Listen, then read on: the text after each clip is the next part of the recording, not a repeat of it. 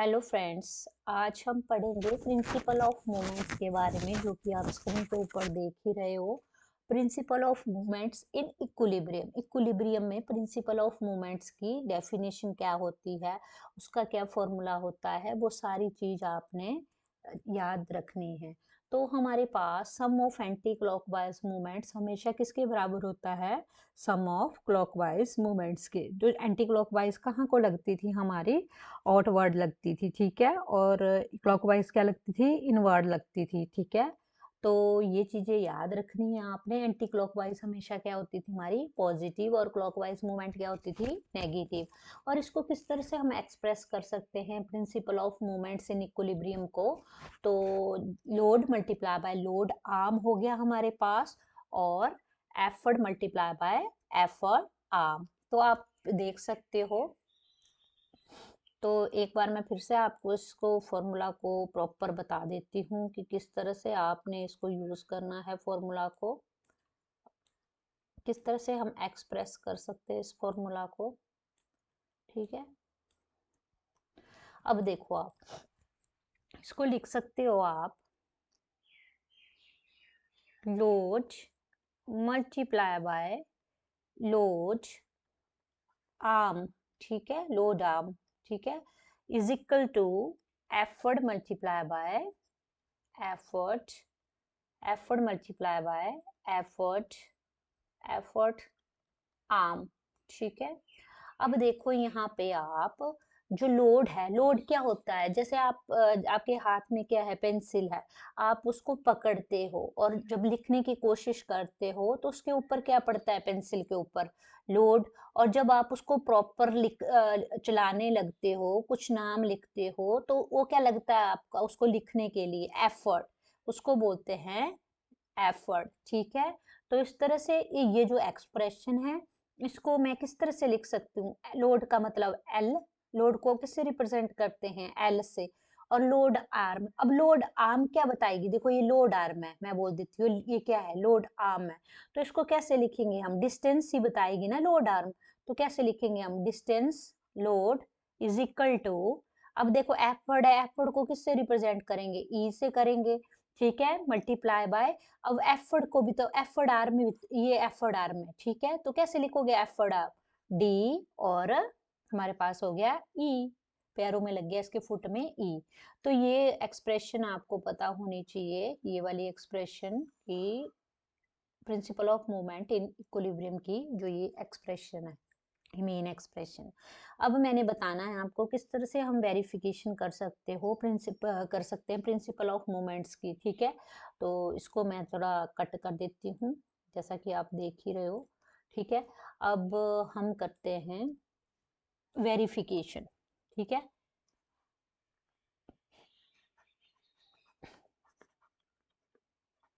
क्या करेंगे हम? वेरिफिकेशन, ठीक है।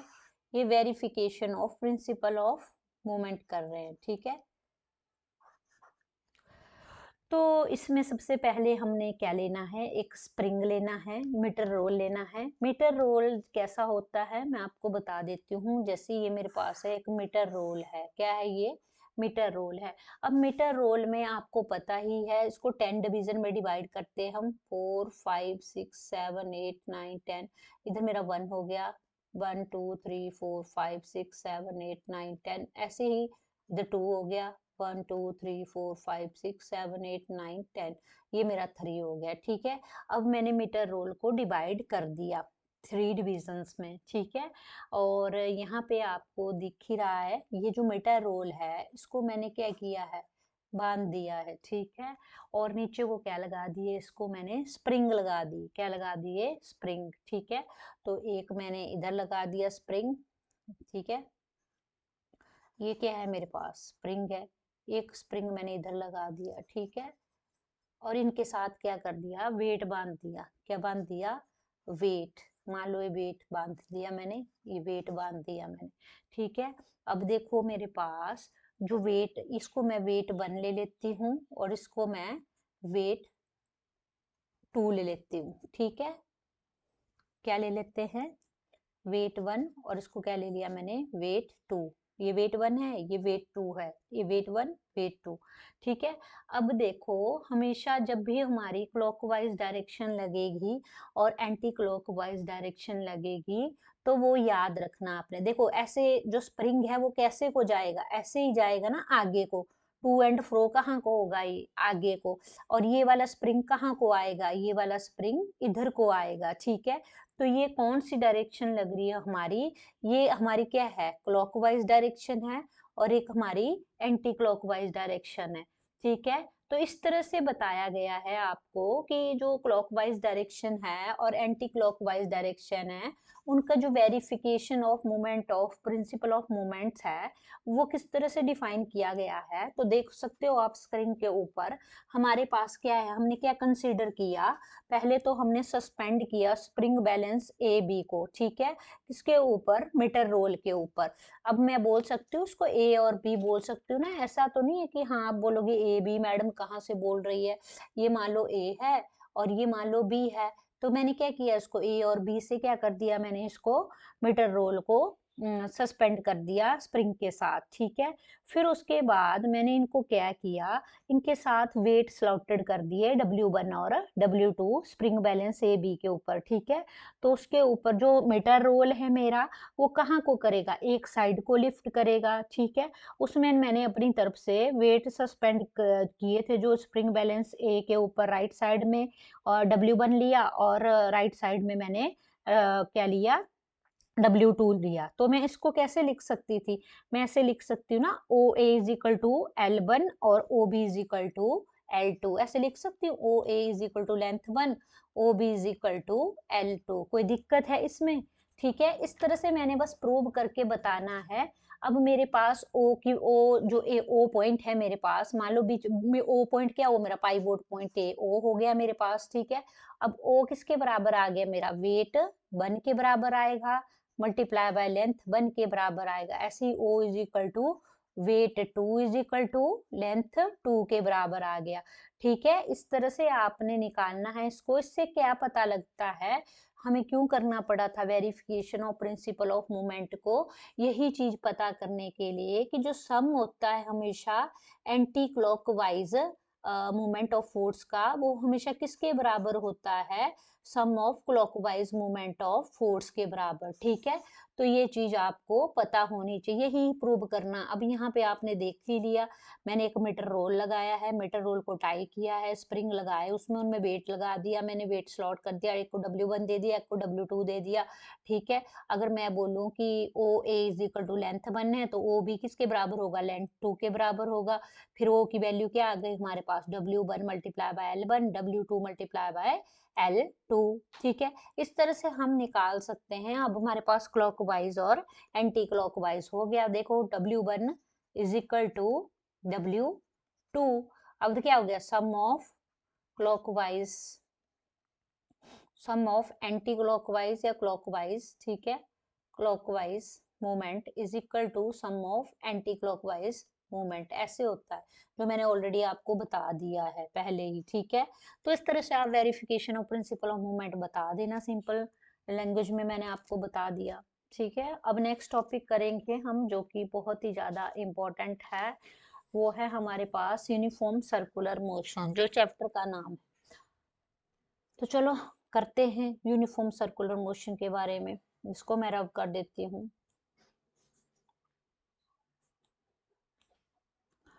अब हमारा टॉपिक है यूनिफॉर्म सर्कुलर मोशन। क्या है, uniform, uniform circular, circular motion, जो कि हमारे चैप्टर का नाम भी है यूनिफॉर्म सर्कुलर मोशन। अब यूनिफॉर्म सर्कुलर मोशन क्या होता है, जब हमारे पार्टिकल मूव करते हैं किसके साथ, ये क्या है, मान लो पार्टिकल्स, क्या है, पार्टिकल्स, ये क्या है, सारे पार्टिकल्स हैं। जब ये क्या करते हैं, कांस्टेंट स्पीड के साथ मूव होते हैं, कांस्टेंट स्पीड के साथ क्या हो रहे हैं, ये मूव हो रहे हैं, किसमें, सर्कुलर पाथ में, सर्कुलर पाथ में क्या हो रहे हैं, ये मूव हो रहे हैं सर्कुलर पाथ में, ठीक है। तो उस टाइम उसको बोला जाता है यूनिफॉर्म सर्कुलर मोशन। तो आप बोल सकते हो व्हेन अ पार्टिकल ये क्या कर रहे हैं, मूव्स कर रहे हैं। क्या मूव कर रहे हैं, किसके साथ, कांस्टेंट स्पीड के साथ। किस स्पीड के साथ, कांस्टेंट स्पीड के साथ, कांस्टेंट स्पीड के साथ, ठीक है। और किसके, सर्कुलर पाथ में, that is called uniform circular motion. समझ आया। when a particle moves with the constant speed in a circular path, its motion is said to be uniform circular motion। समझ आया। जब भी कोई पार्टिकल, सर्कुलर मोशन लिख लेती हूँ, जब भी कोई पार्टिकल मूव करता है कांस्टेंट स्पीड के साथ सर्कुलर पाथ में, तो उस मोशन को बोला जाता है यूनिफॉर्म सर्कुलर मोशन। जो यूनिफॉर्म सर्कुलर मोशन होती है हमारे पास, उसमें सारे के सारे जो पार्टिकल्स होते हैं वो चेंज होते हैं हर एक पॉइंट के ऊपर, ठीक है। देखो जैसे ये है मेरे पास यूनिफॉर्म सर्कुलर मोशन है, ठीक है। इसमें हर एक पार्टिकल है वो क्या हो रहा है, चेंज हो रहा है। देखो ये चेंज हो रहा है, ये चेंज हो रहा है, आगे को जा रहा है ना, चेंजेस एट ईच पॉइंट, इसको बोलते हैं यूनिफॉर्म सर्कुलर मोशन। और आप ये भी बता सकते हो इसमें इसमें हमारे पास टेंजेंट ड्रॉ होता है सर्कुलर पाथ में। देखो ये क्या हो रहा है मेरे, क्या ड्रॉ हो रहा है, टेंजेंट क्या हो रहा है, ये देखो टेंजेंशियली लग रही है मेरे पास फोर्स, ये क्या हो रहा है, ड्रॉ, टेंजेंट, क्या बोलते हैं इसको, टेंजेंट, ठीक है। तो इसके मैं इंपॉर्टेंट पॉइंट आपको बता देती हूँ लिख के, बाकी आपको समझ आ ही गया, ठीक है। यही चीज आपने याद रखनी है, ये चीज आपने इंग्लिश में लिख देनी है, ठीक है। फिर भी मैं आपको एक बार डेफिनेशन बता देती हूँ, फिर आप बोलोगे कि मैम ने बताया नहीं अच्छे से, तो इसलिए मैं बच्चों की तरह ही करवाती हूँ यूनिफॉर्म सर्कुलर मोशन।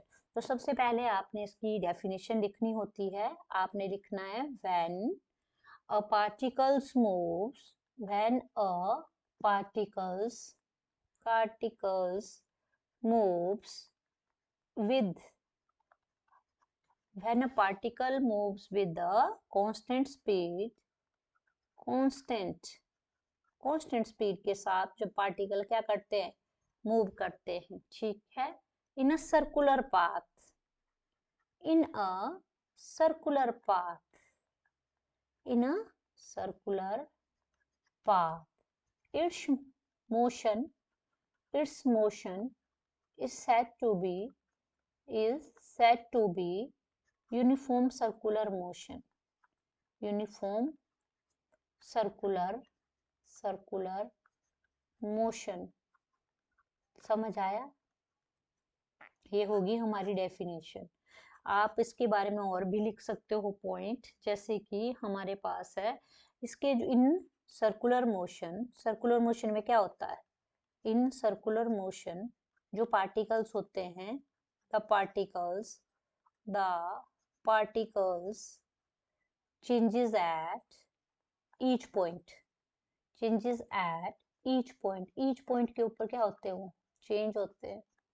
थर्ड लिखना है आपने उसके बारे में, जो डायरेक्शन होती है हमारे पास किसकी, मोशन ऑफ पार्टिकल की, the direction of motion of particle, the direction of motion of particles, ठीक है।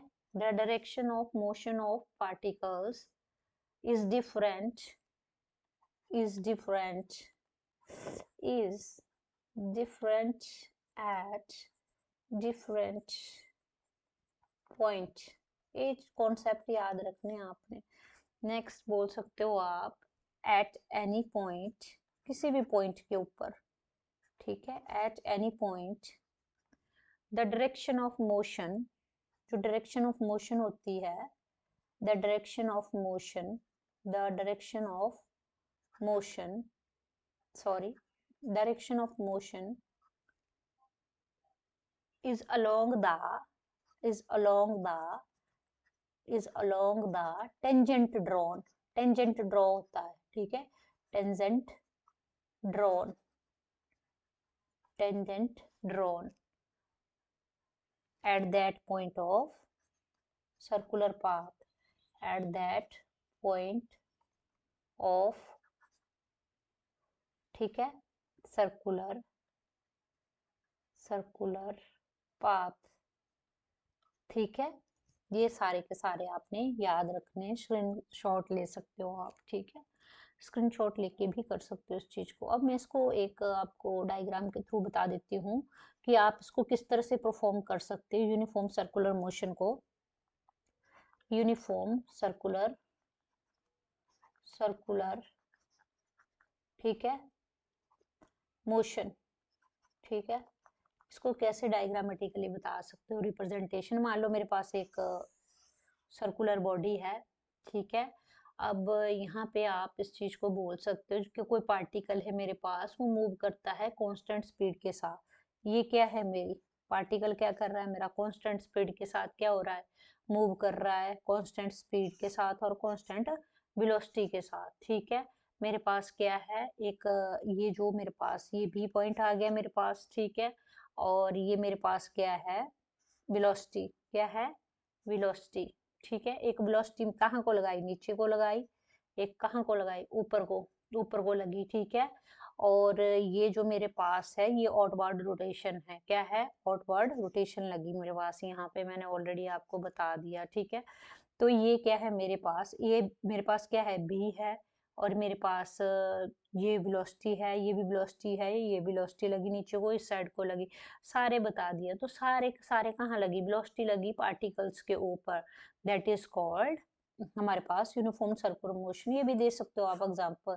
ये क्या है मेरा, जो हमारा नॉर्थ है, ये क्या है हमारा साउथ है, ये क्या है हमारा ईस्ट है, और ये वेस्ट है। तो ये भी एक बेस्ट एग्जांपल है हमारा यूनिफॉर्म सर्कुलर मोशन को रिप्रेजेंट करने का, ठीक है। इस तरह से बता सकते हो कि इसमें पार्टिकल होता है हमारा, वो कांस्टेंट स्पीड के साथ सर्कुलर पाथ में मूव करता है, उस मोशन को बोलते हैं यूनिफॉर्म सर्कुलर मोशन, ठीक है। तो समझ आ गया।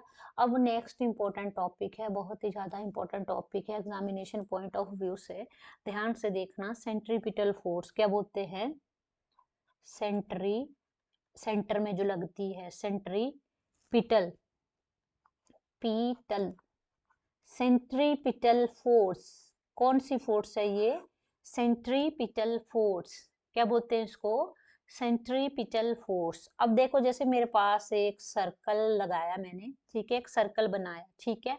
अब इसमें मैंने बताना है कि जो मेरी फोर्स है, फोर्स कहाँ को लगी, नीचे को लगी, और ऐसे ऐसे करके मेरी कहाँ को चलेगी मेरी फोर्स, नीचे को, इधर से कहाँ को गई, ये कहाँ को है, ऊपर को, और ये नीचे को लगी। मान लो मेरी फोर्स एरो से रिप्रेजेंट कर रही हूँ मैं, ठीक है।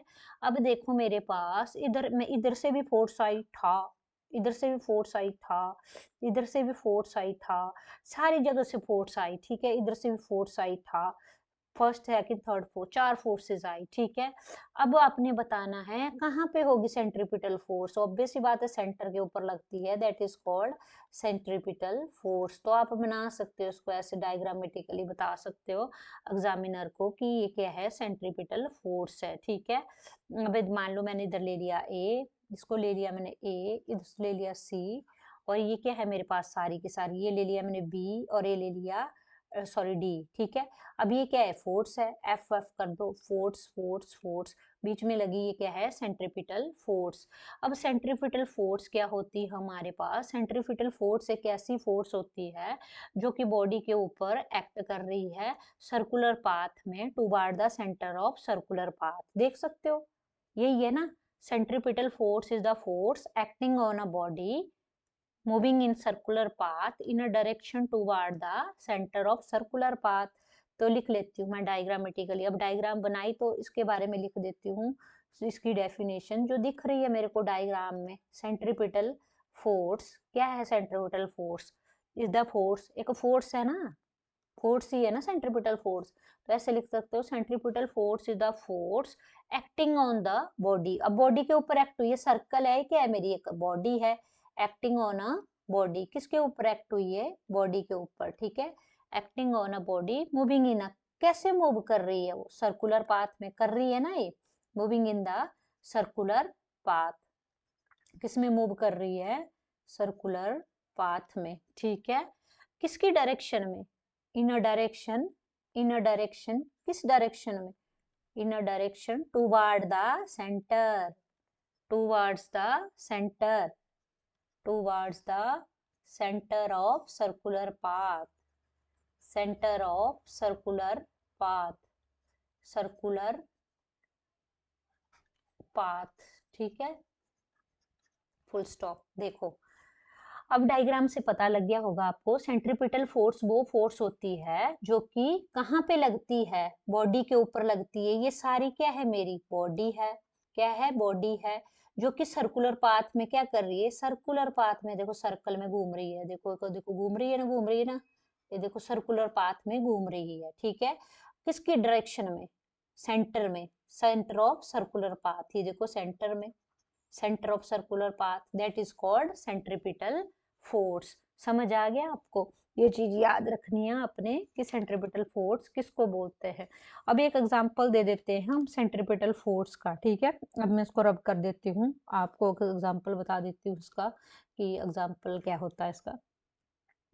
अब आपको example of centripetal centripetal force, example of centripetal force.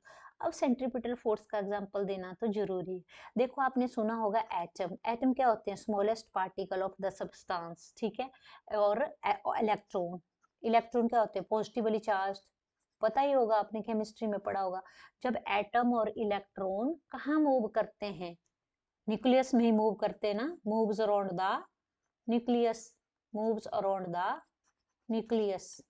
कैसे मूव करते हैं वो, in a circular path, circular path में मूव करते हैं ना वो। मैंने तो आज तक सर्कुलर पाथ में ही देखे, बाकी किसी बच्चे ने स्ट्रेट में देखे होंगे तो पता नहीं। देखो ये क्या है, मेरा न्यूक्लियस है, क्या है मेरा ये न्यूक्लियस, क्या बोलते हैं इसको, न्यूक्लियस। इसमें क्या करते हैं, एटम और इलेक्ट्रॉन क्या करते हैं, रिवॉल्व करते हैं। ये क्या है, मेरा एटम है, ये क्या है, मेरे इलेक्ट्रॉन है। तो ये क्या कर रहे हैं, रिवॉल्व कर रहे हैं ना, ये देखो ऐसे रिवॉल्व करते हैं ये न्यूक्लियस के चारों। That is called example of centripetal force, circle में कर रहे हैं ना, तो ये क्या हो गया, हमारा सेंट्रीपिटल फोर्स का एग्जांपल हो गया। जितने भी एटम्स इलेक्ट्रॉन होते हैं वो न्यूक्लियस के अराउंड मूव करते हैं हमेशा सर्कुलर पाथ में, ठीक है। तो ये बता देना आपने। और उसके बाद है हमारे पास सेंट्रीफ्यूगल फोर्स। क्या, सेंट्रीफ्यूगल फोर्स बहुत ज्यादा इंपॉर्टेंट है, सेंट्रीफ्यूगल फोर्स भी। तो सेंट्रीफ्यूगल, फ्यूगल, सेंट्रीफ्यूगल फोर्स क्या है, ये सेंट्रीफ्यूगल फोर्स। सेंट्रीफ्यूगल फोर्स क्या होती है हमारे पास, ये चीज आपने याद रखनी है। A force assumed an observer moving with the body to be acting on the body in the direction away from the center of circular path। वही है, उल्टा है, सेंट्रीपिटल फोर्स हमारे सेंटर में लगती है और ये सेंटर से दूर लगती है, that is called centrifugal force. समझ आया, सेंट्रीफ्यूगल फोर्स वो फोर्स होती है जो कि हमेशा क्या रहती है, सेंटर ऑफ सर्कुलर पाथ से दूर रहती है, उसे बोलते हैं सेंट्रीफ्यूगल फोर्स, ठीक है। एग्जाम्पल बता देती हूँ, कि मैं अगर डेफिनेशन लिख देती हूँ इसकी ना, फिर आप कंफ्यूज नहीं होंगे, ठीक है। तो लिख लो इसकी, when a body,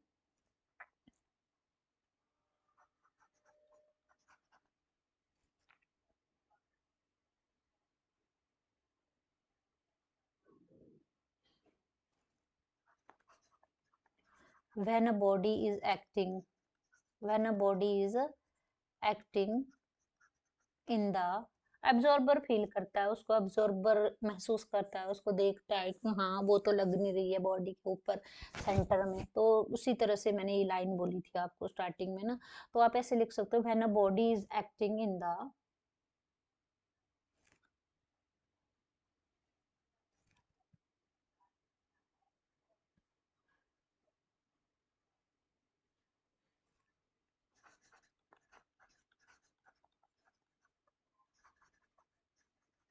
when a body is acting in the direction away from the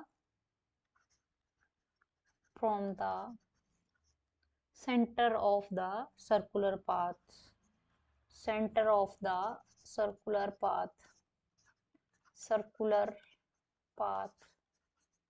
समझ आया, सेंट्रीफ्यूगल फोर्स वो फोर्स होती है जिसमें बॉडी क्या करती है, हमेशा सेंटर ऑफ द पाथ में नहीं लगती, हमेशा क्या लगती है, centre of the circular path से दूर ही लगती है, ठीक है। तो आप बोल सकते हो when a body is acting in the direction away from the centre of circular path, that is called centrifugal force.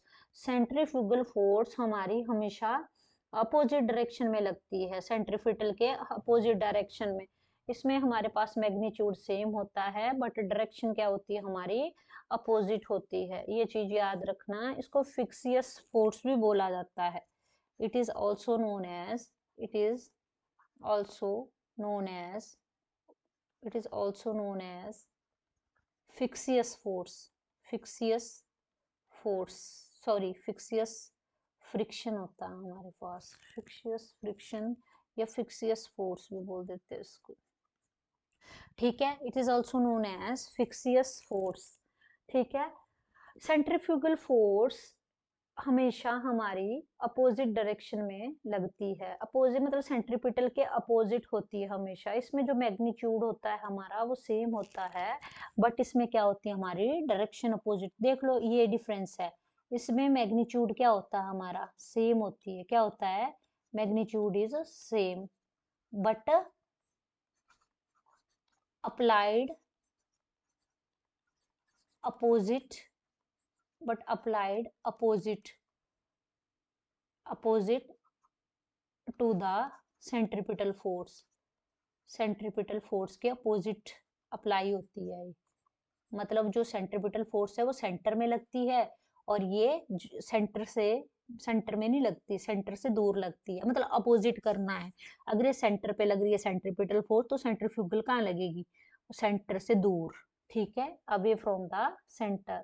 तो ये चीजें आप बता सकते हो। उसमें जो सेंट्रीफ्यूगल फोर्स होती है हमारी, उसमें force of reaction of centre नहीं होता, क्योंकि जो एक्शन एंड रिएक्शन होते हैं वो कभी भी सेम बॉडी के ऊपर एक्ट नहीं होते हैं, ठीक है। ये चीज बता देना आप, लिख लो, नोट कर लो इसको भी, थर्ड पॉइंट को, इम्पोर्टेंट पॉइंट है ये भी। जो सेंट्रीफ्यूगल फोर्स होती है, द सेंट्रीफ्यूगल फोर्स, मतलब आपको आना चाहिए इसके बारे में, थोड़ा डिफरेंस आता है। What is the difference between the centrifugal force is not the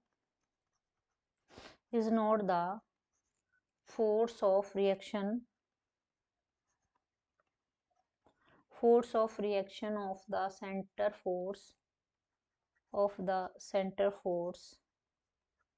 the centrifugal force is not the force of reaction of the center of force because action and reaction सुना था ना हमने, action and reaction, there is an equal and opposite direction. Action and reaction do not act on the same body. Same body के ऊपर कभी भी action और reaction act नहीं होता है। Do not act on the same body, ठीक है। हमेशा डिफरेंट बॉडी के ऊपर हमारे पास एक्शन एंड रिएक्शन होता है, ठीक है। The centrifugal force is not the force of reaction. Centrifugal force एक फोर्स ऑफ रिएक्शन नहीं है of the centre force. Centre force में सेंट्रीफ्यूगल फोर्स ऑफ रिएक्शन नहीं है, क्योंकि एक्शन और रिएक्शन सेम बॉडी के ऊपर अप्लाई नहीं करती है ये, ठीक है। एक्शन एंड रिएक्शन कभी भी सेम बॉडी के ऊपर अप्लाई नहीं होता है। ये चीज आपको आनी चाहिए, एग्जामिनेशन पॉइंट ऑफ व्यू से इम्पोर्टेंट है ये। मैंने इनकी आपको डेफिनेशंस बता दी सारी, ठीक है। अब नेक्स्ट करवा देती हूँ। अब मैं थ्योरी पोर्शन करा रही हूँ आपको, जो कि आपके लिए बहुत ज़्यादा बेनिफिशियल है। नेक्स्ट है आपके पास, जैसा कि आप देख ही रहे हो स्क्रीन के ऊपर, अब करेंगे हम यूनिफॉर्म लीनियर मोशन। डिफरेंस करेंगे यूनिफॉर्म लीनियर मोशन के बारे में। यूनिफॉर्म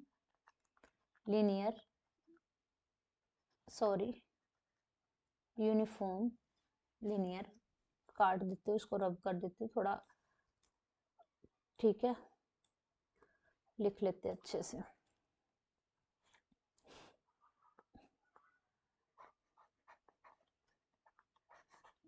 यूनिफॉर्म, ठीक है, यूनिफॉर्म लीनियर मोशन।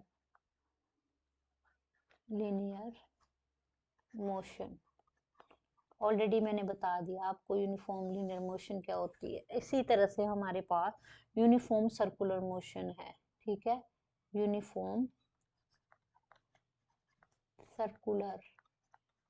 सर्कुलर आ रहे, ठीक है, यूनिफॉर्म सर्कुलर मोशन। अब यूनिफॉर्म सर्कुलर मोशन और यूनिफॉर्म लीनियर मोशन में क्या फ़र्क होता है? अब यूनिफॉर्म लीनियर मोशन होती है हमारी, वो हमेशा स्ट्रेट लाइन पाथ में चलती है कांस्टेंट वेलोसिटी के साथ, ठीक है? तो हम लिख सकते हैं इसको motion of body, motion of body कहाँ पे? In straight line. कहाँ पे? In straight line. Motion of body in straight line path.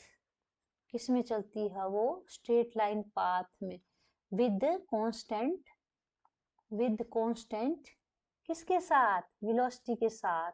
Already मैंने करवाया था आपको। और ये जो यूनिफॉर्म सर्कुलर मोशन होती है, ये कभी भी स्ट्रेट लाइन में नहीं चल सकती। नाम से क्लियर हो रहा है, सर्कल में चलती है, ठीक है? तो आप बोल सकते हो motion of object in circle. Motion of object, जो मोशन होती है ऑब्जेक्ट की, वो हमेशा किस में होती है? सर्कल में। किस में? In a circle. किस में हुई? सर्कल में, जिसका की रेडियस हमेशा क्या होता है? Constant. Whose radius is constant. Radius तो पता ही होगा ना आपको, रेडियस क्या होता है, ठीक है? Whose radius is constant with the constant, और उसमें कांस्टेंट ही हमारे पास with the constant angular velocity, मतलब उसमें रेडियस भी हमारा कांस्टेंट रहता है और एंगुलर वेलोसिटी भी हमारी क्या रहती है? कांस्टेंट। ये होता है हमारा, ठीक है? नेक्स्ट है हमारे पास, इसमें मोशन होती है, वो कभी भी क्या नहीं होती? एक्सेलरेट नहीं होती। The motion is not accelerated. Accelerated का मतलब होता है आगे को बढ़ती नहीं है। इज नॉट एक्सीलरेटेड, ठीक है? और इसमें तो होती रहती है कि नहीं होती रहती है? इसमें टेंजेंशियली होती है। क्या होती है? Tangentially. Tangential acceleration is zero. इसमें टेंजेंशियल एक्सेलेरेशन होती है, वो क्या होती है? हमेशा जीरो होती है। क्यों होती है वो भी बता देती हूँ। जीरो, ठीक है?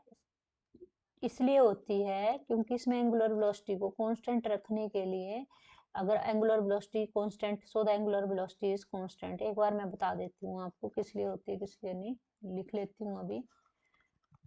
अब देखो, टेंजेंशियल एक्सेलेरेशन जीरो होगी तब हमारी एंगुलर वेलोसिटी क्या होगी? कांस्टेंट।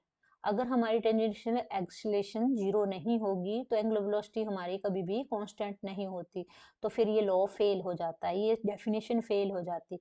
तो हमेशा याद रखना, इसमें टेंजेंशियल एक्सेलेरेशन जीरो होती है और साथ में एंगुलर वेलोसिटी उस टाइम कांस्टेंट पोजीशन पे आ जाती है, ठीक है? तो ये चीजें आपने याद रखनी है। इसमें थर्ड है हमारे पास, आप बोल सकते हो जो डायरेक्शन ऑफ मोशन होती है इसमें चेंज नहीं होती है। होती है इसमें डायरेक्शन ऑफ मोशन? नहीं होती है, याद रखना। Direction of motion does not change. ये आपको ना पेपर के लिए इजी नोट्स है, अच्छी लाइंस लिखी है मैंने इजी करके, तो ये कर सकते हो आप। The direction of the motion does not change, ठीक है? इसमें हमारी सेम ही रहती है, ठीक है? और इसमें आप बोल सकते हो जो रेडियल एक्सेलेरेशन है, क्योंकि इसमें रेडियस का यूज करते हैं ना, तो जो रेडियल एक्सेलेरेशन हुई हमारे पास, रेडियल एक्सेलेरेशन, इसमें कितनी होती है हमारे पास रेडियल एक्सेलेरेशन? ये पता होनी चाहिए आपको, वी स्क्वायर अपॉन आर, ठीक है? समझ आया? अब मैं एक एक एग्जांपल दे देती हूँ। हमेशा ये कहाँ लगती है? हमारे सेंटर में लगती है। ये भी लिख ही देती हूँ मैं, फिर आप बोलोगे कि मैडम ने नहीं बताया था। एंड डायरेक्टेड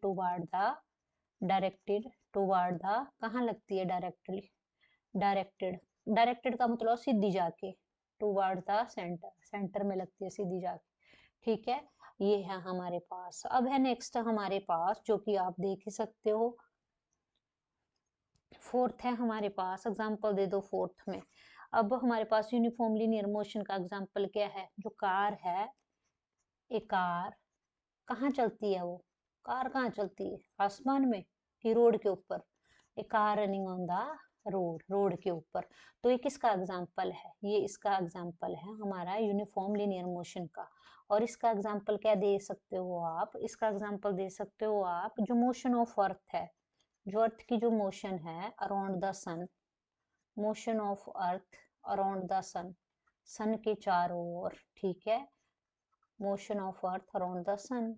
ये हमारा एग्जांपल हो गया यूनिफॉर्म सर्कुलर मोशन का, ठीक है। तो ये सारा आपको आना चाहिए डिफरेंस। आप स्क्रीनशॉट ले सकते हो और अच्छे मार्क्स ले सकते हो आप इस सब्जेक्ट में, ठीक है। ये चीजें आपको आनी चाहिए। मैंने ज्यादा डिटेल में नहीं बताया, नॉर्मल बताया। अगर आप यही इंपॉर्टेंट पॉइंट पेपर में लिख के आते हो तो आपके लिए बहुत ही ज्यादा फायदा रहेगा इन चीजों का, ठीक है। और अगर मैं आपको बोलूं, चलो ये सारे के सारे आपके इस चैप्टर के जो क्वेश्चन टॉपिक सारे के सारे थे और पेपर में आने वाले इंपॉर्टेंट टॉपिक नोट्स थे, जो वी थ्योरी नोट्स थे, वो सारे के सारे कंप्लीट हो गए। और अब मैं आपको कुछ रीजनिंग क्वेश्चन पूछ लेती हूँ। Give an example of non contact force which is always of attractive nature. आपने एक एग्जाम्पल देना है, किसका? गिव एन एग्जाम्पल, एक एग्जाम्पल देना है आपने, किस चीज का? एक नॉन कॉन्टैक्ट फोर्स का। किसका? नॉन कॉन्टैक्ट फोर्स लिख रही हूं मैं। Give an example of non contact force which is always of, which is always of, which is always of attractive in nature। ये क्वेश्चन है, पेपर में पूछा जाता है ऐसे, ठीक है।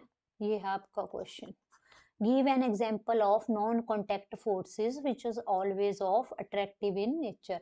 आपने एक एग्जाम्पल देना है किसका? नॉन कॉन्टैक्ट फोर्स का, जो कि हमेशा उसका नेचर अट्रैक्टिव होता है। कौन होती है नॉन कॉन्टैक्ट फोर्स? जल्दी बताओ। मोमेंट ऑफ फोर्स, टॉर्क, ठीक है, लिनियर मोशन और ग्रेविटेशनल फोर्स। तो आंसर है बेटा हमारे पास ग्रेविटेशनल फोर्स। क्या है? Gravitational force is a non contact force which is always attractive in nature, ठीक है। ये याद रखना आपने, ठीक है। कई बार ये भी पूछ लेते हैं ट्राइंगुलर लेमिना क्या होता है। मैं से बता रही हूँ आपको, ये चीजें याद रख लेना, इस चैप्टर में से पूछ लेते हैं। ट्राइंगुलर क्या होता है? Triangular lamina. डेफिनेशन पूछ लेते हैं पेपर में, व्हाट इज ट्राइंगुलर लेमिना। तो ट्राइंगुलर लेमिना क्या होता है हमारे पास? जो सेंटर ऑफ ग्रेविटी होती है वो हमेशा जो मीडियन होता है उसकी इंटरसेक्शन के पॉइंट को, that is called triangular lamina. तो ऐसे मैं एक बार डेफिनेशन बता देती हूँ आपको। ट्राइंगुलर लेमिना को बोला जाता है सेंटर ऑफ ग्रेविटी। क्या बोला जाता है? Centre of gravity. लिख लेती हूँ मैं, सेंटर ऑफ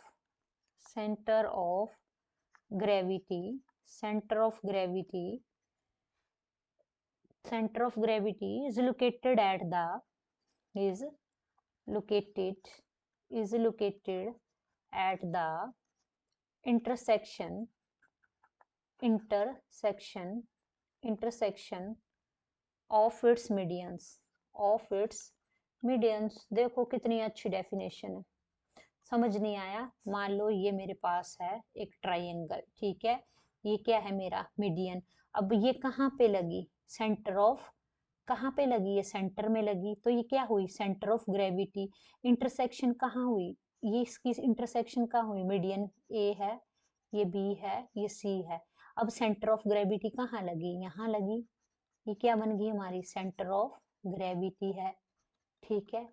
और ये कहाँ पे लगी? लोकेटेड कहाँ पे है? इंटरसेक्शन ऑफ इट्स मीडियम, ए और बी के बीच में इंटरसेक्शन ऑफ इट्स मीडियन। ये क्या है? इसका मीडियन है, ठीक है। तो ये क्या हो गया? Triangular lamina.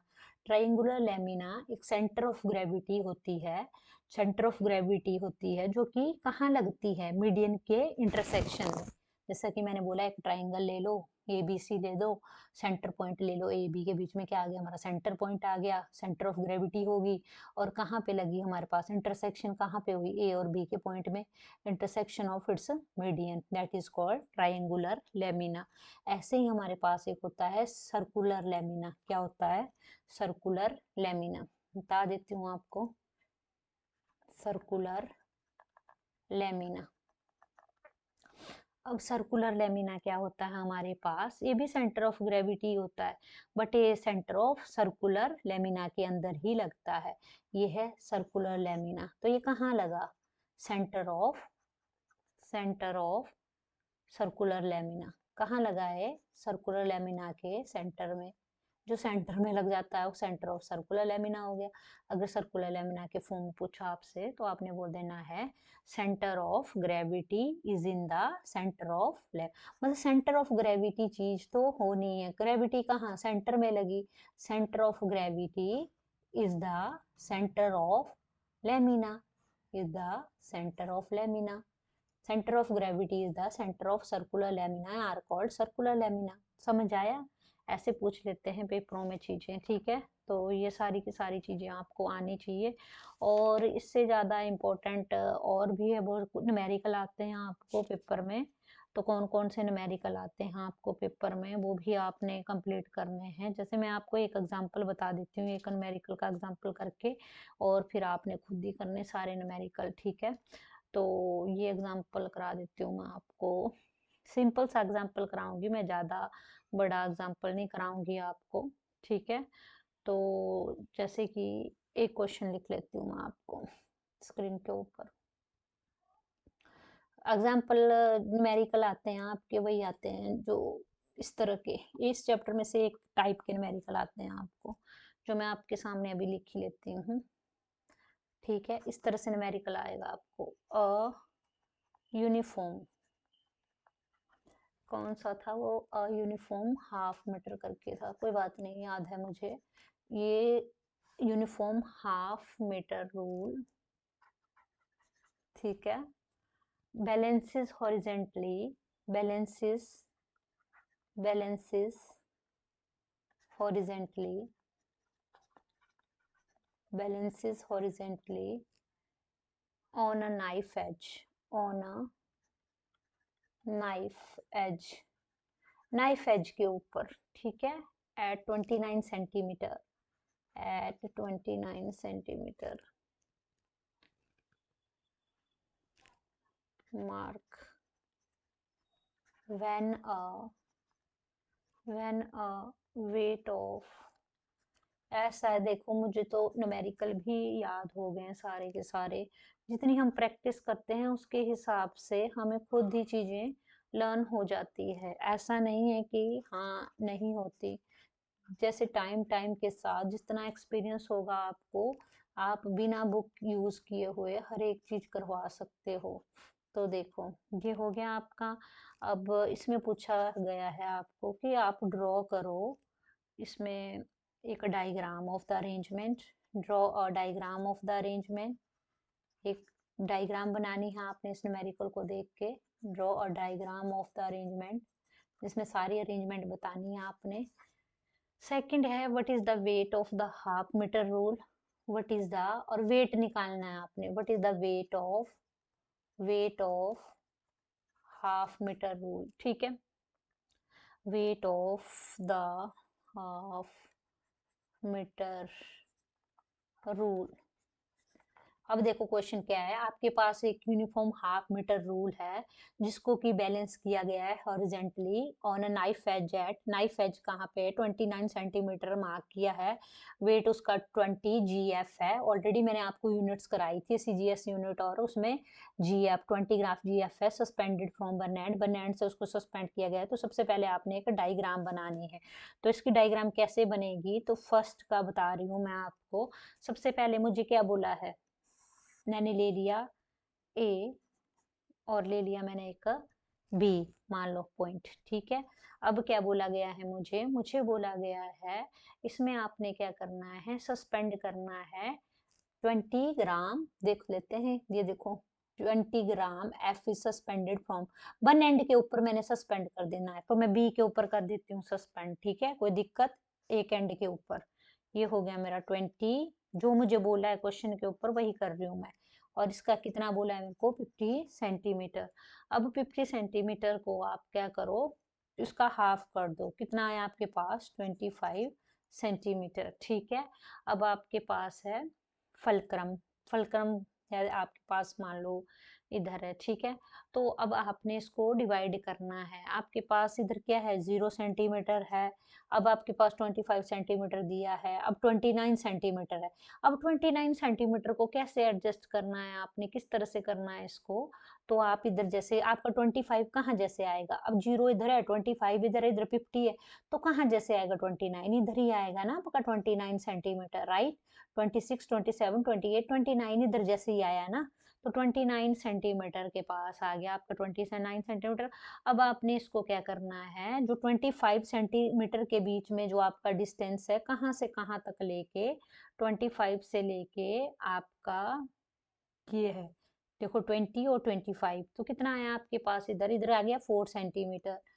बता देती हूँ, 25 सेंटीमीटर को डिवाइड करोगे ना आप, तो इसका डिस्टेंस कितना आया आपके पास, ये आ गया आपके पास 21 सेंटीमीटर। ठीक है, अब 25 सेंटीमीटर को आपने दो टुकड़ों में करा, इसको 24 सेंटीमीटर और 21 और 4 कितना हो गया आपके पास, 25 सेंटीमीटर हो गया। ठीक है, तो बस बन गई मेरी डायग्राम। ठीक है, इसी से बनाई मैंने देख के अरेंजमेंट जो मेरे को बोला गया था। ठीक है, ये मेरे पास है, हॉरिजॉन्टली नाइफ एज 29 सेंटीमीटर है और वेट इसका ये है, और हाफ मीटर रूल बैलेंसेस है, और इसके ऊपर 29 सेंटीमीटर मेरा दिया था गिवन। उसको क्या किया मैंने, 25 का 29 आया मेरे पास, उसको 25 को मैंने टू डिवाइड रूल में, टू डिस्टेंसेस में मैंने इसको डिवाइड कर दिया। टू डिस्टेंसेस मेरे पास एक 21 सेंटीमीटर आया, एक 4 सेंटीमीटर आया। इस तरह से मैंने अरेंजमेंट बना दी इसकी। इसी तरह से आपने भी न्यूमेरिकल देखकर अरेंजमेंट बना देनी है। अब नेक्स्ट है आपके पास question, what is the weight of the half metre rule. अब हाफ मीटर वेट का रूल मतलब उसको आपने निकालना है, उसका वेट हाफ मीटर रूल का, तो आप किस तरह से निकालोगे, ऑलरेडी मैंने बताया। देखो ये क्या है मेरे पास, एंटी क्लॉकवाइज मूवमेंट है, सॉरी एंटी क्लॉकवाइज मूवमेंट है। ठीक है, एंटी क्लॉकवाइज मूवमेंट। अब जब भी हमने निकालना, तो हमने एंटी क्लॉकवाइज मूवमेंट निकालना है और क्लॉकवाइज मूवमेंट निकालना है। ठीक है, एंटी क्लॉकवाइज, देखो एंटी क्लॉकवाइज मूवमेंट ऐसे भी लिख सकते हो आप। ठीक है, इज इक्वल टू कितनी है आपके पास, देखो उधर x मल्टीप्लाई बाय 4, 4 है ना, x मल्टीप्लाई 4 जी एफ सेंटीमीटर, ये यूनिट लगा के रखनी है, ये वाला दिख रहा है ना आपको 4, और x की तो है नहीं आपके, x आपने माना x मल्टीप्लाई 4 जी एफ सेंटीमीटर। अब देखो ऐसे ही मैंने क्लॉकवाइज मूवमेंट निकालना है, इसमें हम क्लॉकवाइज और एंटी क्लॉकवाइज मूवमेंट ही निकालते हैं। अब मैंने देखो आपके सामने क्लॉकवाइज मूवमेंट निकाल दिया। क्लॉकवाइज मूवमेंट को क्या बोल देते हैं हम, क्लॉकवाइज मूवमेंट ऐसे लिख देते हैं। अब इसकी वैल्यू क्या आएगी मेरे पास, इसकी वैल्यू ऑलरेडी मेरे पास क्या है, 20 हो गया, मल्टीप्लाई बाय 21, कितना आ गया जी एफ सेंटीमीटर आ गया मेरे पास। देखो 20 और 21 कितना आया मेरे पास टोटल, ये 21 है ना मेरे पास, और इसका जो कितना आया इधर इस साइड को 21 माइनस 1 20, तो ये आ गया मेरे पास 20 मल्टीप्लाई बाय 21। अब इसको इक्विलिब्रियम में पुट कर देना है मैंने, इन इक्विलिब्रियम लगाना है, इन इक्विलिब्रियम। इक्विलिब्रियम में कैसे होगा, ये दोनों वैल्यूज पता लग गई मुझे। अब मैंने इक्विलिब्रियम की वैल्यू करने बताते, A C W M is equal to O W M. ठीक है, समझ गए आप, एंटी क्लॉकवाइज मूवमेंट और क्लॉकवाइज मूवमेंट। ठीक है, क्लॉकवाइज मूवमेंट। ठीक है, अब मेरे पास क्या है, anticlockwise x multiply by 4 is equal to 20 multiply by 21 है। अब x को मैं इस साइड को लेगी, तो मेरे किसका बन गया, 20 मल्टीप्लाई बाय 21 अपॉन 4, कितना बन गया जी एफ। अब मैंने इसको काटा, काट के निकाला, जैसे x is equal to 20 multiply 21 कर लो, कितना आ गया, तो साइड में कर देना आप ऐसे, 20 21 1 0 0 1 2 जा 2 2 0 0 2 2 जा 4 0 2 और 4 420 आ गया अपॉन 4 जी एफ वैसे ही लगा दो, 4 1 जा 4, और फिर उसके बाद हमारे पास 0 लगा दो, और 4 5 जा 20, तो x की वैल्यू कितनी आ गई, 105 जी एफ। तो हमारे पास वेट ऑफ हाफ मीटर क्या आया, therefore the weight of the weight of the weight of half half metre rule half metre rule half metre rule कितना आया इसका, 105 जी एफ। तो ये हमारा आंसर है। इस तरह से आपने न्यूमेरिकल निकालने हैं और जितने भी आपके फिजिक्स के न्यूमेरिकल होंगे वो इस तरह से ही निकलेंगे। आपको सारे के सारे मीटर रूल बैलेंसेस दिए होंगे, आपने कई बार पूछा होगा कि आपने डायग्राम ऑफ अरेंजमेंट निकालनी है, कभी आपको लगा weight of half metre rule निकालो, तो आपने हमेशा जब भी आपने कोई वैल्यू परफॉर्म करनी है तो आपने यही लगाना है, एंटी क्लॉकवाइज मूवमेंट निकालनी है, फिर क्लॉकवाइज मूवमेंट की वैल्यू निकालनी है। जो आपको पास गिवन दिया होगा उधर से ही निकलेगी आपकी सारी ये चीजें। फॉर्मूला लगा देना है, anti clockwise movement is equal to clockwise movement, और सारी वैल्यूज निकाल देनी है, एक्स की वैल्यू जो भी गिवन होगी। ठीक है, अगर आपको मेरी वीडियो अच्छी लगी हो तो kindly like share and subscribe जरूर करना। Thanks for watching my videos.